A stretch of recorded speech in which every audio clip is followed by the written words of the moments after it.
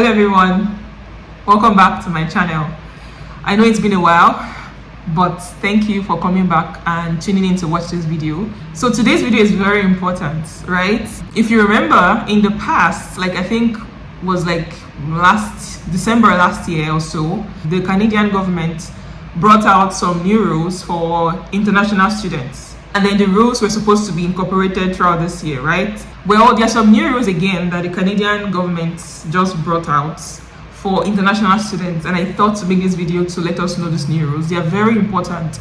They apply to the incoming students as well as those already in Canada. Now, without wasting much time, let's go into the video. Now, if you remember last year, the Canadian government said that there will be a cap on the amount of intake for international students coming in 2024. Well, they've kind of made another change. So the Canadian government has announced a 10% reduction in the intake of international students coming in 2025, right? I'll put the number on the screen. So there was a target that they had for 2024. So they reduced that by 10% in the coming year. So that's going to reduce the number of students that would be coming in the new year. And in 2026, they said that the number would likely stay the same as the one in 2025. So basically, for those students coming in, if you want to apply for study permit in Canada, take note of this. There might be a reduction in the number of students that should be coming in 2025 and in 2026. If you're someone that wants to come to Canada, I don't think that should make you kind of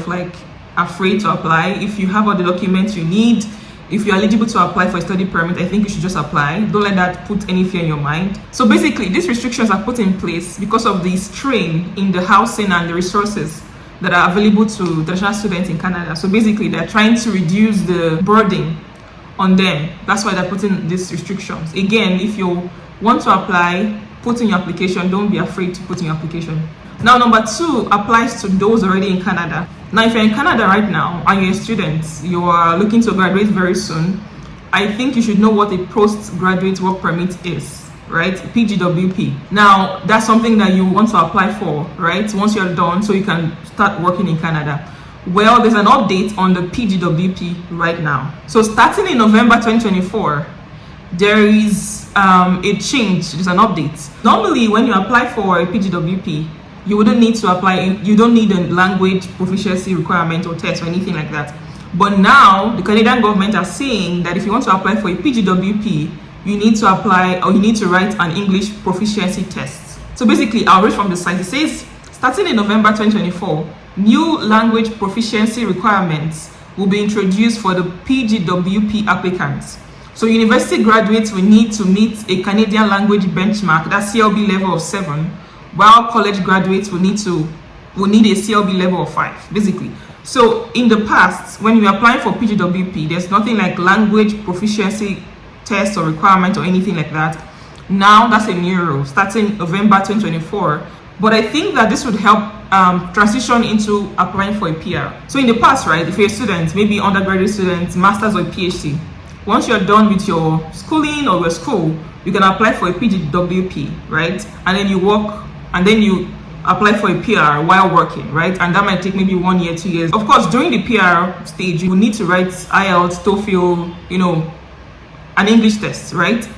But now I believe that what they're trying to do is that they are requiring that you write those tests before you apply for the PGWP to kind of help you transition into applying for PR. I think so, because the English tests would last, I think, for 2 years or so, 1 year or 2 years, I think. So imagine if you apply for it during your work permit, you can basically transition from the work permit and apply for a PR. As much as this is kind of almost scary because it wasn't there before for the work permit, you just needed to apply for it and that's it.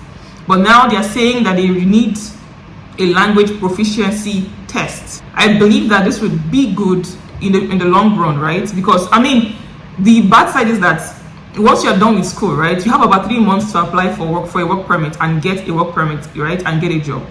So in that 3 months, you need to kind of write, a language test and apply for a work permit, and then all of that. It's kind of stressful. It's kind of a bit stressful now. It's kind of, I think it's a bit stressful, but I think it might be something good because then you wouldn't need to write the test again when you want to apply for PR. So number 3 change is for work permits for the spouses of foreign students and workers. So last year, the rule was that only the spouse of those doing a master's or a PhD were eligible to apply for an open work permit.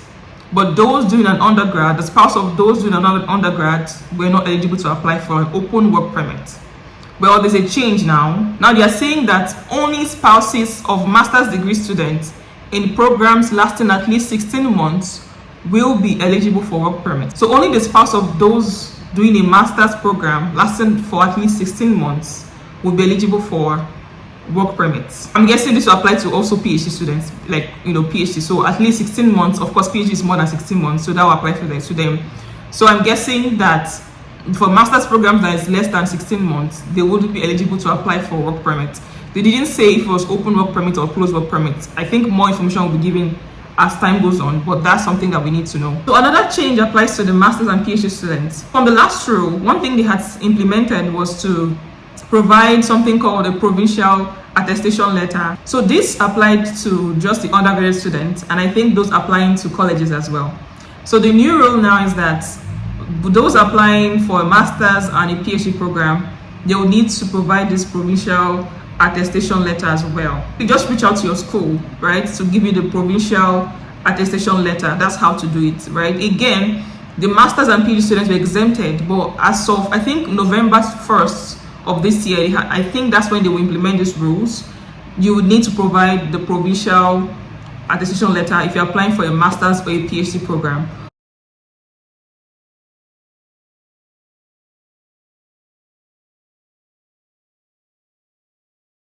All right, so basically that's the new rule that Canadian government just brought out recently.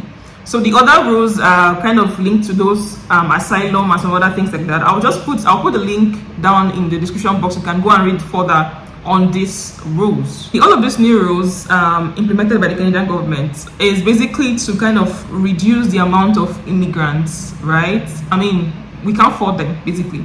The plan is that they want to reduce the amount of immigrants to 5% of the Canadian population between 2025 to 2027, right?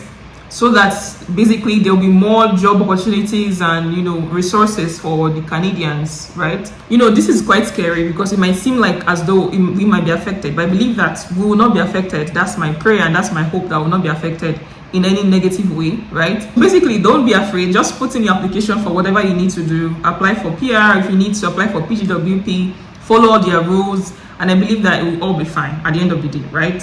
Yeah, thank you for watching this video. I hope it has helped somebody, right? If you have any questions, put them in the comment section. Please like, please share, please subscribe, and I'll see you in my next video. Bye.